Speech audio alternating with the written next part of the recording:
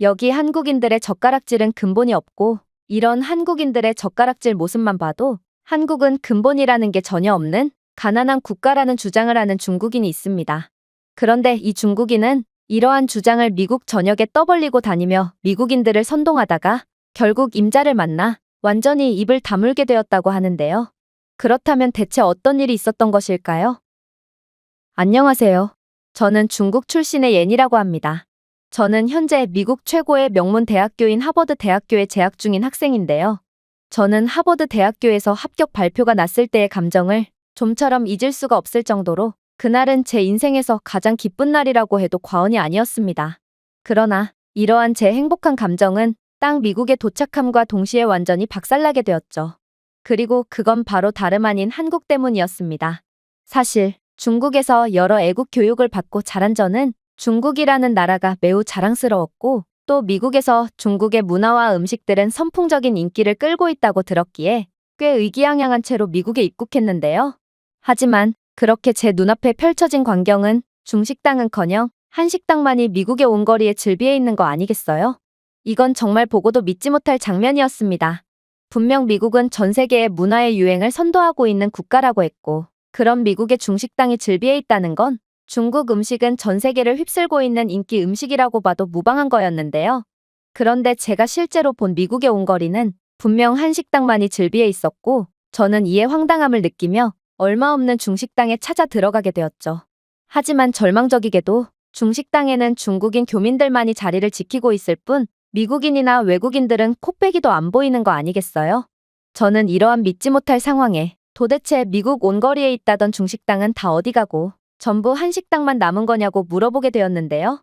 그러자 중국인 식당 아주머니는 까무러칠 답변을 해오기 시작하더군요. 그래, 한 10년 전에는 중식당이 미국을 지배했지. 그러나 지금의 상황은 완전히 달라. 최근 몇 년 새에 한식이 미국에서 엄청난 유행을 끌게 되면서 모든 미국인들은 한식당만 찾기 시작했거든. 그래서 한식당에 찾는 미국인들이 늘어날수록 중식당은 점점 망해갔고 심지어 중국인 식당 주인들은 자신의 중식당을 한식당으로 바꾸는 경우도 많아졌어. 다들 먹고 살기 위해 어쩔 수 없는 거지.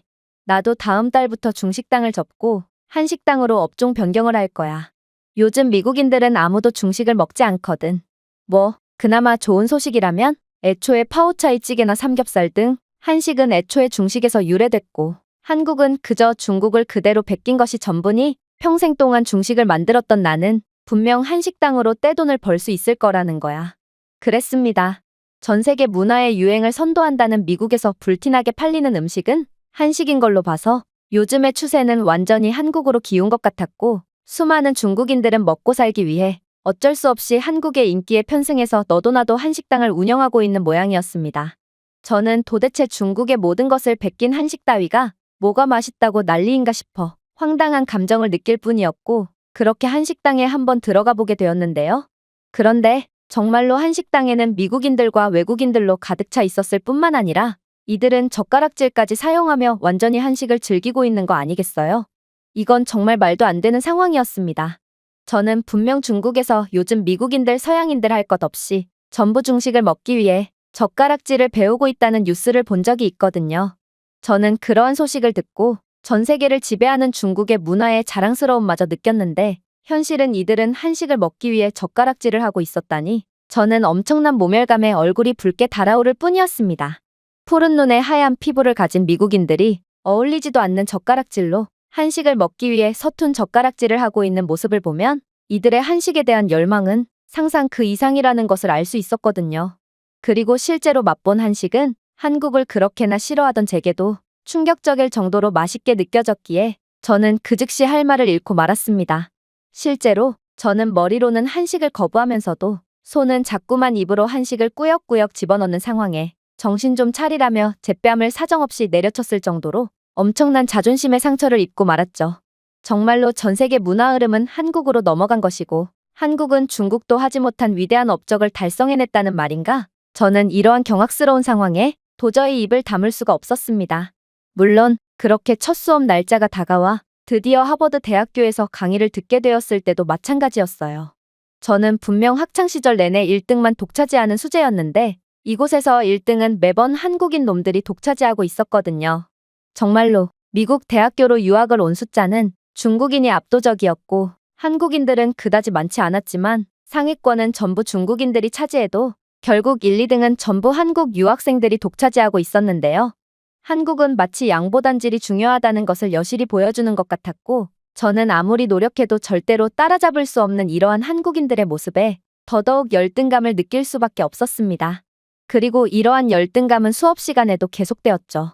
한 교양 수업의 교수님은 한국에 대한 칭찬만 연달아 하시며 정말 저를 미치게 만들었거든요. 한국은 정말 대단한 국가입니다. 제 경험상 이렇듯 단기간 만에 자신들의 존재감을 과시하게 된 나라는 역사상 존재하지 않았고 이러한 갑작스럽게 얻은 엄청난 인기를 계속해서 유지하는 국가도 당연히 전혀 없었죠. 하지만 한국을 좀 보세요. 한국은 자신들의 문화적 영향력을 통해 미국까지 완전히 제패해버린 무시무시한 나라입니다. 전 세계 사용자들을 대상으로 하는 언어교환 앱만 봐도 한국의 문화가 얼마나 큰 성공을 거두었는지를 알 수 있는데요. 현재 언어교환 앱에서 한국어를 배우고 싶어하는 사용자의 수는 전 세계 4위로 이건 14억 명이 사용하는 중국어까지 완전히 능가한 수치입니다. 단 5천만 명만 사용하는 언어가 14억 명이 사용하는 언어보다도 더욱 배우고 싶고 쓸모있는 언어라니 이건 정말 놀랍지 않나요? 물론 한식도 최고죠. 저희 딸만 해도 한식이 없으면 밥도 잘 안 먹으려고 한다니까요. 떡볶이와 김밥, 그리고 라면 등의 한국 음식은 미국의 젊은 층들을 완전히 정신을 못 차리게 하는 중이고 또 삼겹살 같은 한국식 바베큐는 저 또한 일주일에 한 번씩은 반드시 먹는 훌륭한 음식입니다. 삼겹살 식당에 가면 다양한 야채 반찬과 쌈채소까지 제공되기에 이건 정말 영양학적으로도 완벽하고 맛의 풍미도 최고인 음식이 아닐 수 없는 것이죠. 미국의 기름지고 느끼한 음식들만 먹던 저는 늘 위장질환을 달고 살았으나 한국의 채소와 고기가 완벽하게 조화된 음식을 먹다 보니 위장 관련 질환이 싹 나았을 정도로 한식은 맛과 건강을 둘 다 챙겨주는 완벽한 음식이 아닐 수 없습니다. 정말로 상추에 쌈장을 찍은 삼겹살을 얹어서 한 입에 먹는 경험은 하루의 고단함을 전부 풀어주면서 인생의 즐거움까지 선사하는 환상적인 경험이죠. 딸이 아니었다면 이런 한식의 즐거움을 평생 모르고 죽을 때까지 위장질환을 달고 살았을 거라고 생각하니 정말 정신이 아찔해지네요. 이건 정말 말이 안 되는 소리였습니다. 삼겹살은 명백히 중국의 음식이고 삼겹살 쌈 자체가 중국의 전병에 싸먹는 대파 돼지고기 볶음에서 유래된 요리거든요. 그런데 교수님조차 한국인들의 문화 도둑질과 우기기에 홀랑 넘어가 버리다니 저는 한국이 중국의 문화를 도둑질해간 이러한 상황이 불쾌해서 도저히 가만히 두고만 볼 수가 없었습니다. 그렇게 저는 그 이후로도 매일같이 한국만을 극찬하는 교수님을 단단히 벼르게 되었죠. 그러다 저는 정말로 화를 참을 수가 없게 되는 사건이 터지게 됩니다. 교수님은 그날따라 자꾸만 한식의 우수성과 한국 문화의 우수성을 언급하며 한국에 대한 편파적인 강의를 이어나가셨거든요. 저는 신경이 매우 날카로워질 수밖에 없었습니다. 한식, 그리고 한국 드라마 등 그냥 한국 문화 자체가 중국에서 유래된 거고 한국은 그저 국가 자체가 중국을 그대로 따라한 문화 도둑국일 뿐임에도 교수님은 자꾸만 이상한 소리만 해왔거든요. 그러나 강의를 잠자코 듣다 보니 저는 이러한 역사 왜곡에 남이 문화 훔치기를 밥 먹듯이 하는 한국에 복수를 할 좋은 기회를 포착하게 되었습니다. 바로 강의 중에 교수님은 최빈국으로 전락했던 한국이 이렇게나 빠르게 발전을 할 수 있었던 이유와 문화는커녕 당장 내일 먹을 것을 걱정하던 한국이 문화적으로 엄청나게 융성한 국가가 되어 현재 한국의 문화가 미국뿐만 아니라 전 세계를 집어삼키게 된 이유를 설명했기 때문인데요. 그런데 중국인인 제가 보기엔 교수님의 논리에는 중대한 오류가 존재했기에 저는 옳다구나 싶었던 거였죠. 일단 교수님은 한국이 빠르게 문화적 경제적인 면에서 급성장을 할 수 있었던 이유는 그저 한국인들이 천재적인 두뇌를 갖고 있기 때문이라고밖에 설명이 안 된다고 주장했고 이러한 한국인들의 높은 지능 수준은 유전의 이유도 있지만 젓가락질이라는 특이한 식문화를 갖고 있기 때문에 한국인들의 지능이 높은 거라는 주장을 해왔는데요.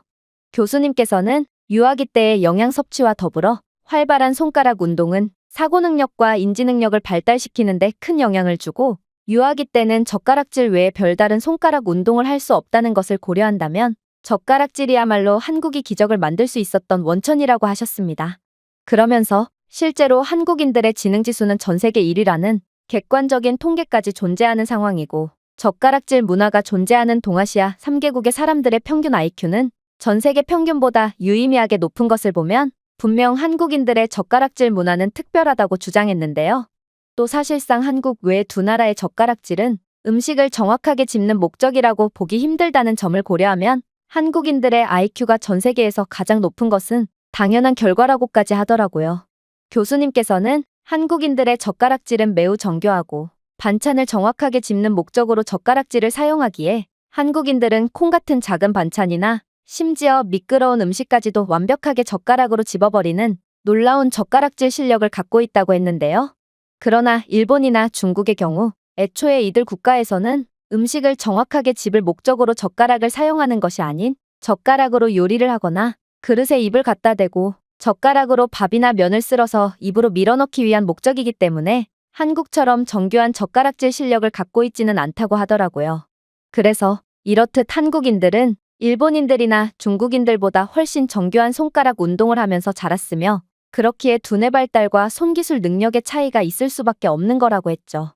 이건 정말 말도 안 되는 소리였습니다. 물론 중국에서는 음식을 정확하게 집을 목적으로 젓가락을 사용하지 않는 것은 맞지만 그래도 애초에 젓가락이라는 것이 중국에서 발명된 것으로 중국은 음식을 손으로 먹는 야만적인 식문화를 갖고 있는 한국을 가엾게 여겨 젓가락을 한국에 보급해 준 것인데 어떻게 젓가락질의 원조를 놔두고 한국 따위를 칭찬할 수가 있단 말인가요? 그래서 저는 더 이상은 참지 못하고 그만 강의실 한가운데서 벌떡 일어나고 말았습니다. 교수님의 말씀에는 오류가 있습니다. 애초에 젓가락은 중국이 발명해서 한국과 일본에 전파해준 도구기 때문이죠. 그리고 애초에 젓가락질은 음식을 정확하게 집을 목적으로 개발된 것이 아닙니다. 그런데 젓가락의 원조인 중국인도 못하는 것을 어떻게 불과 얼마 전까지만 해도 손으로 음식을 집어먹던 야만인 한국인들이 더 잘할 수가 있단 말이죠. 아무래도 교수님은 아시아 문화와 역사에 대해 전혀 모르고 있는 것 같네요. 제 말이 끝남과 동시에 중국인 학생들은 열화와 같은 함성 소리를 내지르며 같은 국적인 제가 자랑스럽다는 듯 지지를 보냈는데요. 그리고 강의실 내에는 중국인 유학생들이 상당히 많았기에 저는 특히나 많은 환호와 박수갈채를 받을 수 있었죠. 그러나 이러한 극적인 반응에도 교수님은 예상치도 못한 반응을 보일 뿐이었습니다. 교수님은 제 날카로운 지적에도 여유있게 웃어 보이더니 이내 충격적인 주장을 해오기 시작했거든요. 중국 학생, 여기에는 중국 국적의 학생뿐만 아니라 전 세계 국적의 학생들이 전부 모여있는 강의실입니다. 그런데 그러한 민감하고 무례한 발언을 하면 되나요? 학생은 기본적인 예절 교육을 제대로 못 받은 것 같군요. 예로부터 한국을 비롯한 동아시아 국가에서는 예절 교육을 받아왔다는데 지금까지도 예절 교육을 실시하는 건 한국밖에 없는 걸 보면 이러한 예절 교육이 얼마나 중요한지 새삼 느껴지는군요. 그리고 나는 중국 대학교에서 박사학위까지 받은 사람인데 이 정도면 아시아, 그리고 중국에 대해 학생보다 학문적으로 훨씬 해박하다고 봐야 하지 않나요? 학생은 중국인이긴 하지만 그래봤자 중국에서의 학사학위조차 없기 때문이죠. 물론 학생이 주장한 젓가락이 중국에서 유래되었다는 말도 새빨간 거짓말입니다. 젓가락이 어디서 어떻게 발명되었는지, 젓가락질은 누가 만들었는지에 대해서는 아직 밝혀진 바가 없거든요. 사실 저는 중국 학생이 왜 이 부분에 대해서 한국에 대한 열등감을 느끼는지도 이해가 잘 안 갑니다. 한국인이 중국인과 일본인보다 젓가락질을 잘하는 건 사실이지만 이건 우열의 영역이 아닌 다름의 영역이거든요. 생각해보세요. 동아시아 3개국인 한국과 일본, 그리고 중국은 식문화와 주식이 각자 다르고 요리 문화도 다릅니다. 그러니 당연히 각국이 채택하는 젓가락질의 형태도 다르지 않겠어요? 즉, 한국인들이 젓가락질을 잘하는 건 한국인들이 중국인들보다 우월하다는 뜻이 아닌 그저 문화의 다름의 결과고, 아무튼 그러한 결과는 우연히 높은 지능지수라는 놀라운 결과로 발전하게 된 것입니다. 솔직히 저는 이러한 완벽한 논리를 들이미는 교수님께 어떠한 반박도 할 수가 없었습니다. 그러나 저는 이쯤 되자 논리는커녕 자존심만 남게 되었고, 그렇게 중국의 위상을 드높여야 한다는 알 수 없는 의무감에 사로잡혀 무리수를 던지고 말았죠. 그런데 한국인들의 IQ가 가장 높다는 건 검증된 자료가 맞긴 한 건가요? 저는 분명 중국에서 중국인이 세계에서 가장 IQ가 높다는 연구 자료를 본 적이 있거든요. 그리고 그 자료에서는 한국인은 개발도상국 사람들보다도 IQ가 낮은 바보국가였어요. 만약 교수님의 말대로 한국인이 세계에서 가장 똑똑하다면 어째서 한국은 현재 중국의 속국과 다름없는 행보를 보이고 있는 것이며 수천 년간 중국의 노예로서 살았던 거죠? 이건 앞뒤가 안 맞잖아요. 그러나 교수님은 이번에 정색을 하실 뿐이었어요. 학생의 말에는 사실이 하나도 없고 그저 남을 깎아내리기 위해 지어낸 선정과 비방만이 가득할 뿐이군요. 일단 중국의 국제평가 및 교차 검증이 전혀 안 된 엉터리 선동 논문은 언급할 가치조차 없는데 반해 한국인들의 지능지수가 1위라고 평가하는 연구는 각종 국제평가를 통해 객관적으로 입증된 연구 자료입니다. 또한 개발도상국이라고 해서 국민들의 IQ가 반드시 낮은 것만은 아니죠. 실제로 한국은 그들이 가난했을 때도 IQ만큼은 상위권을 기록하고 있었거든요. 그리고 지금의 기술 판도를 고려한다면 오히려 중국이 한국의 속국이라고 할 수 있습니다. 당장 한국이 중국의 고성능 반도체 수출만 막더라도 중국의 기술 기업 중 90%가 그대로 망하고 말거든요. 그리고 한국이 중국의 노예국가인 적이 있었나요? 물론 역사적으로 봤을 때 중국은 늘 한국을 호시탐탐 노렸지만 한국에 대한 침략을 할 때마다 오히려 엄청난 피해를 보기만 했고 또 중국은 한국을 공격하다가 국가 자체가 멸망해버린 적도 있는걸요?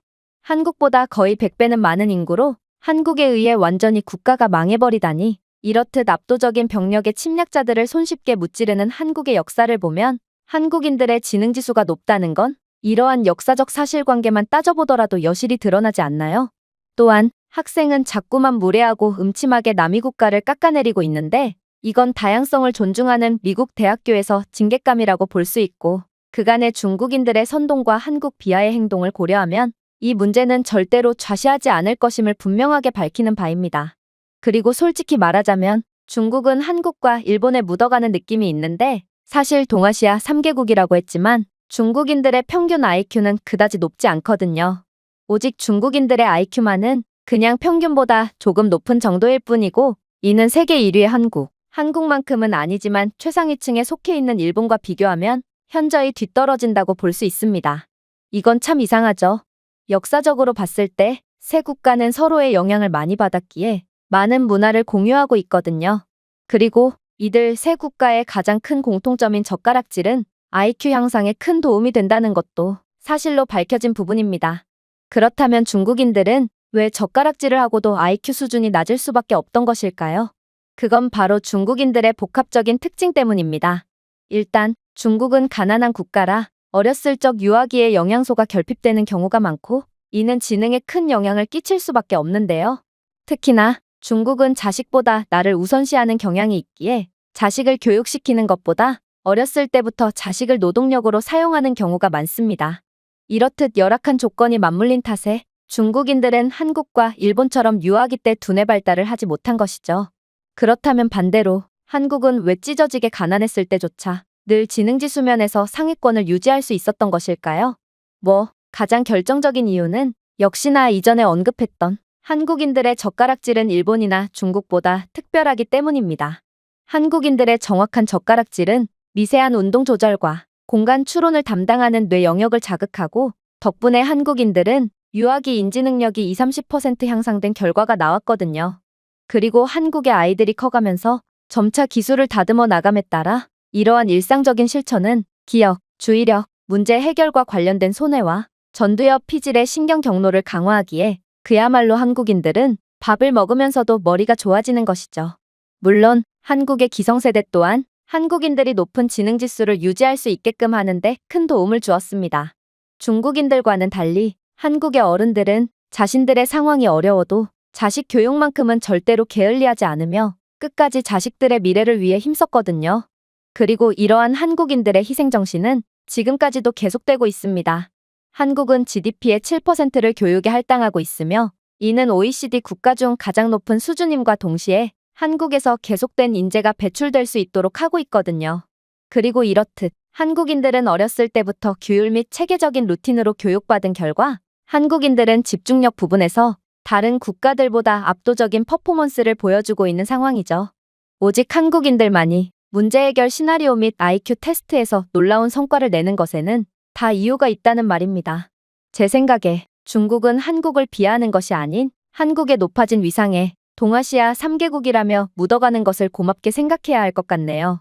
그만큼 한국은 아시아의 위상을 드높이는 위대한 역할을 해내는 중이고 중국은 이에 대한 열등감을 내비치는 것보다 한국의 성공을 배우기 위해 노력하는 편이 국익에 더욱 도움이 될 것입니다. 저는 교수님의 말에 알 수 없는 울분이 올라오기 시작했습니다. 솔직히 교수님의 논리를 깨부술 어떠한 논리도 떠오르지 않았지만 저는 그냥 교수님이 중국을 싫어하는 마음에 이런 말을 하는 거라고 생각했고 결국 거의 울분의 눈물까지 흘리며 소리를 질러버렸죠. 누가 뭐래도 젓가락질은 중국이 발명한 게 맞습니다. 그리고 한국은 중국의 젓가락질을 전수받은 짝퉁 국가일 뿐이죠. 한국인들이 파오차이 하나 제대로 못 집는 한심한 꼴을 좀 보세요. 한국인들이 젓가락질을 잘 안다는 건 전부 한국인들이 지어낸 거짓말이고 이들은 머리가 나빠서 중국의 젓가락질을 반쯤만 배웠기에 아직까지도 한심한 젓가락질을 하는 것입니다. 만약 한국인들이 정말로 자신 있다면 지금 이 시간에 젓가락질 대결을 해봅시다. 겁쟁이 한국인들은 쫄아서 강의실 책상 밑에서 벌벌 떠는 것 밖에는 아무것도 할 수 없을 테지만 말이에요. 제 주장에 강의실의 상당 부분을 채우고 있던 중국 학생들은 일제히 환호성을 질렀는데요. 아무래도 한국인과 중국인은 강의실 내의 인원부터 현격한 차이를 보이므로 저는 정말로 한국인들은 겁을 먹고 감히 제게 대항할 생각을 못할 줄 알았습니다. 그러나 제 주장이 끝나자마자 웬 한국 학생 한 명이 벌떡 일어나더니 이내 충격적인 주장을 해오는 거 아니겠어요? 여기에 앉아있는 지식인들이 중국인들의 멍청한 날조에 속아 넘어갈 리는 없기에 지금까지는 귀여운 동생이 어리광을 피우나 보다 하고 가만히 듣고만 있었는데 이제 더는 못 참겠네요. 당신의 수준 낮은 억지 주장 때문에 다른 학생들이 수업을 못 듣고 있잖아요. 자, 제가 제안 하나 하죠. 제가 만약 당신을 젓가락질로 완전히 박살내버리면 그 입 좀 다물고 얌전히 수업을 좀 듣도록 하세요. 저는 당신 때문에 표정을 연신 찌푸리고 있는 강의실 모두를 대표해서 당신의 입을 좀 막아야겠어요. 저는 격분해서 그에게 당장 젓가락을 들고 강의실 앞으로 나오라고 외쳤지만 교수님은 이를 중재하시며 아직은 수업 중이니 수업과 상관없는 대결은 수업이 끝난 뒤 하라며 주의를 주셨기에 그렇게 강제적으로 수업을 들을 수밖에 없었습니다. 그리고 수업이 끝나자마자 중국인 학생들은 누가 먼저랄 것도 없이 아무도 나가지 못하도록 강의실 문을 막았고 내일 이 시간에 젓가락질 대결이 시작될 것이니 모두 한국인이 개망신을 당하는 것을 보라며 공지를 했죠. 그리고 정말로 다음 날이 밝아오자 강의실 내에는 소문을 듣고 모인 학생들로 북새통을 이루었습니다. 사실 저는 절대로 한국인 따위에게 젓가락질 대결에서 질 리가 없었습니다. 왜냐하면 중국인들은 세계에서 가장 똑똑한 민족답게 이번 양국의 자존심 대결에서 중국에 압도적으로 유리한 조건으로 경기를 구상했거든요. 바로 접시에 담긴 마라고추를 다른 빈 접시로 옮기는 방식을 생각해냈는데 저는 이 방식을 미리 알고 밤새 마라고추를 옮기는 연습을 했으므로 제가 한국인 녀석을 이기는 건 너무나도 당연해 보였습니다. 또한 한국인에게는 터지기 직전에 썩은 마라고추만을 주었고 이러한 물렁물렁한 썩은 마라고추는 매우 미끈거릴 뿐더러 젓가락이 닿는 순간 터져서 절대로 집지 못할 것이 분명했기에 저는 경기가 시작하기도 전에 저의 승리를 거의 확신했어요. 바보 같은 한국인 녀석은 그것도 모른 채 아무 생각 없이 대기를 하고 있을 뿐이었고 그렇게 경기는 시작되었습니다. 하지만 경기가 시작되자마자 정말 충격적인 상황이 벌어지기 시작했어요. 왜냐하면 절대로 젓가락으로 집을 수 없을 것처럼 보였던 썩은 마라는 한국인의 능수능란한 젓가락질 솜씨에 의해 전부 다 옮겨지기 시작했거든요. 그에 비해 저는 집기 쉬운 멀쩡한 마라고추만을 배정받았음에도 계속된 실수로 헛젓가락질을 반복했고 시간이 갈수록 한국인 놈과 저희 격차는 계속 벌어지기만 했습니다. 결국 저는 이대로는 안 되겠다 싶었고 새로운 전략을 준비했습니다. 그건 바로 젓가락을 반대로 잡아서 넓은 면 위 아래로 향하게 한 다음 투석기처럼 마라고추를 튕겨서 다른 접시로 보내는 거였죠. 이건 오직 똑똑한 중국인들만이 생각해낼 수 있는 기발한 임기응변이었고 저는 제가 똑똑한 녀석이라고 생각하며 그렇게 투석기질을 시작했는데요. 물론 다른 관중들은 그런 제게 비겁하다며 야유와 비난을 퍼부었지만 이건 국가의 자존심이 걸린 문제이므로 그러한 야유 따위는 아무래도 상관이 없었습니다. 하지만 한국인 녀석은 그런 저는 안중에도 없었고 계속해서 침착한 젓가락질을 이어나가는 거 아니겠어요? 그리고 그의 접시에는 이미 옮긴 마라고추가 수북이 쌓여 있더군요. 저는 순간적으로 엄청난 압박감과 긴장감이 들었고 그렇게 열심히 투석기질을 하며 심지어 시간이 다 되었을 때도 5초간 더 투석기질을 했습니다. 보다 못한 관중 학생이 저를 제지할 때까지 저는 영혼까지 끌어모아 혼신의 젓가락질을 했던 것이죠. 그러나 결과적으로 저는 거의 압도적인 차이로 한국인에게 패배하고 말았습니다. 아니, 도대체 제대로 건들 수도 없는 썩은 마라고추를 어떻게 저렇게나 많이 옮길 수가 있단 말인가? 저는 한국인의 신들린 젓가락질에 경악을 할 수밖에 없었는데요. 그리고 저희의 대결을 지켜보던 수많은 학생들은 한국인이 승리를 하자마자 일제히 환호성을 지르며 한국인에게 열렬한 박수를 보내주었을 뿐만 아니라 동영상까지 촬영해서 SNS 및 학교 커뮤니티에 게시까지 했기에 저는 그야말로 완전히 체면을 구기게 되어버렸죠. 하지만 무엇보다 충격적이었던 점은 바로 같은 중국인 학생들의 반응이었습니다. 이들은 저를 그렇게나 응원하며 환호를 보내줄 때는 언제고 제가 패배하자마자 귀신같이 등을 돌리며 저보고 인민의 수치라며 막말을 해댔고 한 명은 이럴 거면 왜 허세를 부려서 중국망신을 시키는 거냐며 제 얼굴에 침까지 뱉었거든요. 결국 저는 씻을 수 없는 상처를 받은 채 눈물을 흘리고 말았습니다. 한국인 학생은 그런 중국인 학생들을 말리며 제게 고생했다며 어깨를 토닥여 주었지만 아무튼 여론은 싸늘했고 저는 눈물을 흘리며 강의실을 도망치듯 벗어날 수밖에 없었습니다. 다른 학생들은 제가 투석기질을 하느라 마라고추가 강의실 이곳저곳에 튀었으니 이 쓰레기들을 전부 치우고 가라며 제게 야유를 퍼부었지만 아무튼 저는 그러한 청소를 할 여유 따윈 없었고 그렇게 강의실을 박차고 나갔는데요. 나중에 들어보니 저와 한국인의 대결 영상은 SNS에서 큰 화제가 되었고 한국인이 제가 어지럽힌 강의실을 대신 치우는 모습까지 공개되었기에 그야말로 SNS 내의 모든 사람들은 한국인에게 극찬을 보내고 반대로 중국인인 제게는 야유와 비난을 보낼 뿐이었습니다. 그러나 엎친 데 덮친 격으로 저는 강의 시간에 다른 국가를 비하했고 이에 대한 교칙의 차별금지법에 대한 위반으로 학교 퇴학의 위기까지 놓이게 되었는데요. 그야말로 저는 한국인에게 덤볐다가 모든 것을 잃고 쫓겨날 위기에 처해버린 것입니다.